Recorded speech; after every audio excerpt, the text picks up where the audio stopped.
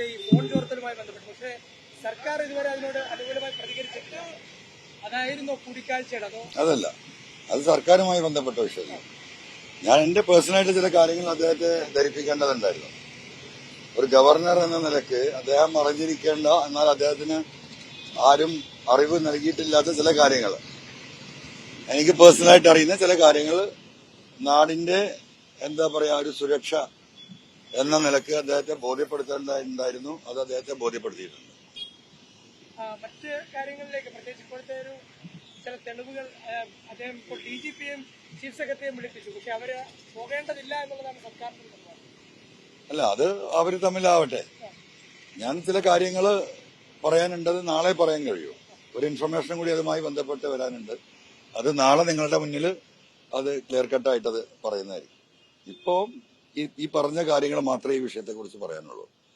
നാട് നേരിടുന്ന ചില ഭീഷണികൾ, അതിന്റെ എനിക്കറിവുള്ള ചില കാര്യങ്ങൾ, അത് അദ്ദേഹത്തിന്റെ ശ്രദ്ധയിൽപ്പെടുത്തത് എന്റെ ഒരു മോറൽ റെസ്പോൺസിബിലിറ്റിയാണ് എന്ന എന്റെ വിശ്വാസം അത് അദ്ദേഹത്തെ ധരിപ്പിച്ചിട്ടുണ്ട്. ഇനി അതിന്റെ മുകളിലുള്ള കാര്യങ്ങൾ അദ്ദേഹമാണ് തീരുമാനിക്കേണ്ടത്. പൊളിറ്റിക്കലായിട്ട് ഇത് തിരിച്ചടിക്കാനുള്ള സാധ്യതയുണ്ടോ? കാരണം എപ്പോഴും ഗവർണറിനെ ഒരു RSS ഏജന്റ് ആയിട്ടാണ് സർക്കാർ വിശേഷിപ്പിക്കുന്നത്. ഞാനിപ്പോ ഒരു സ്വതന്ത്ര MLA എന്ന നിലക്ക് ഒരു സ്വതന്ത്ര ഭരണകർത്താവായിട്ടുള്ള ഗവർണർ എടുത്ത് എന്റെ ബാധ്യത ഞാൻ നിറവേറ്റി അദ്ദേഹത്തോട് പറയേണ്ട കാര്യങ്ങൾ പറഞ്ഞു. ഇനി അതിന്റെ മുകളിൽ സ്റ്റെപ്സ് എടുക്കേണ്ടത് ബഹുമാനപ്പെട്ട ഗവർണറാണ്. അല്ല, ഞാൻ എപ്പോഴും ശുഭത്തി വിശ്വാസക്കാരനാണല്ലോ, അറിയാലോ. നിങ്ങൾ തുടക്കുമ്പോഴേ തുടങ്ങിയ കാര്യങ്ങൾ അങ്ങനെയാണ്. ഞാൻ എന്നും പോസിറ്റീവാണ്, എന്നും പോസിറ്റീവാ. നാളെ അങ്ങനെയായിരിക്കും. ഈ കാര്യത്തിൽ ഞാൻ പോസിറ്റീവാണ്. നല്ല സമീപനമായിരുന്നു. നല്ല വണ്ടിപ്പരിപ്പും ചായയൊക്കെ തന്നു. നല്ല നോർത്ത് ഇന്ത്യയിൽ നിന്നുള്ളൊരു സ്പെഷ്യൽ മിക്സർ ഉണ്ടായിരുന്നു, ഭയങ്കര ടേസ്റ്റ്. അതെ, അത് കഴിച്ചു. അല്ല, അത് ഞാൻ പറയാം, നാളെ പറയാം. ഞാൻ നാളെ പറയാൻ പറ്റാത്തതുകൊണ്ട്, നാളെ പറയാൻ പറ്റുന്നതുണ്ട്. ഇപ്പൊ പറയാൻ കുറച്ച് ബുദ്ധിമുട്ടുണ്ട്. പുതിയ പ്രസ്ഥാനത്തിന് തെക്കൻ കേരളത്തിലേക്കും ഒരു വ്യാപിപ്പിക്കും.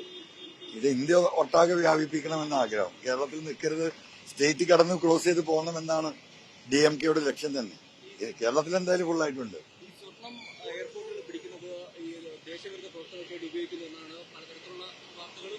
പലതരത്തിലല്ല, മുഖ്യമന്ത്രി തന്നെ പറഞ്ഞത്. അല്ല, അതൊക്കെ അതിൽ വരും, അതെല്ലാം ഇതിൽ വരും.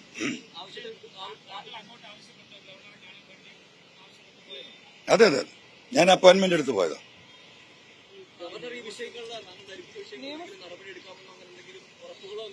അല്ല, അത് അദ്ദേഹത്തിന് അങ്ങനെ ഉറപ്പ് പെട്ടെന്ന് തരാൻ പറ്റില്ല. ഞാൻ പറഞ്ഞ കാര്യങ്ങൾ അദ്ദേഹത്തിന് പഠിക്കണ്ട, ഇൻവെസ്റ്റിഗേറ്റ് ചെയ്യണ്ടേ.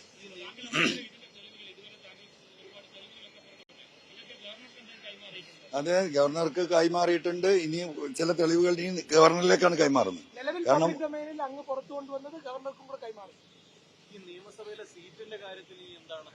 സീറ്റിന്റെ കാര്യത്തിൽ എന്നെ പാർലമെന്ററി പാർട്ടിയിൽ നിന്ന് പുറത്താക്കിയതായിട്ട് പാർട്ടിയുടെ പാർലമെന്ററി സെക്രട്ടറി TP രാമകൃഷ്ണൻ അദ്ദേഹം സ്പീക്കറെ അറിയിച്ചു. അതിന്റെ അടിസ്ഥാനത്തിൽ എന്നെ പ്രതിപക്ഷ ബ്ലോക്കിലേക്കാണ് മാറ്റിയിരിക്കുന്നത്.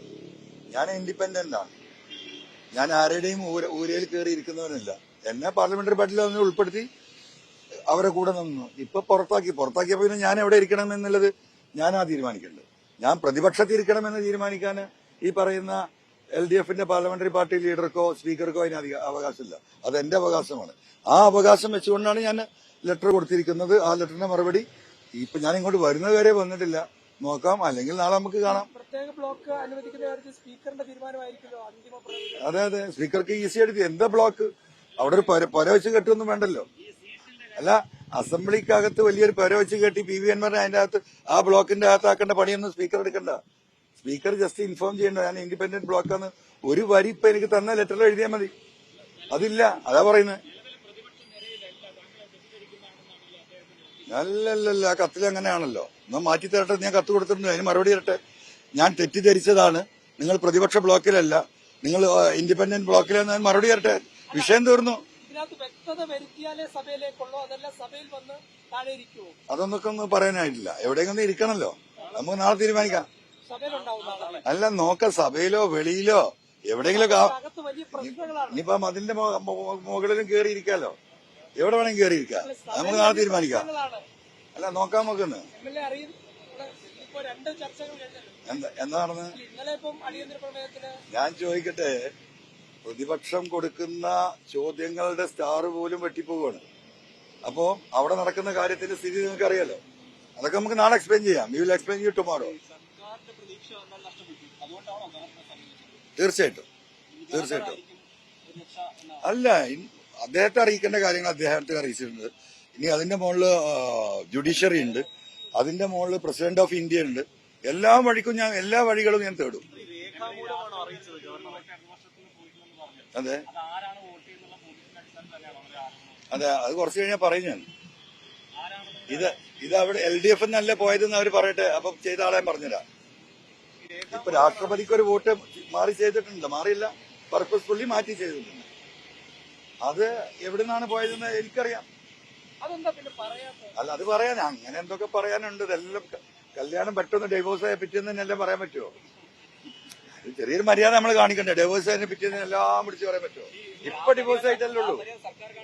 അല്ല, ഇപ്പൊ ഡിവോഴ്സ് ആയിട്ടല്ലേ ഉള്ളൂ. നമുക്ക് നോക്കാന്ന്. എനിക്കിതിൽ തിരക്കില്ല എന്ന് പറഞ്ഞില്ലേ?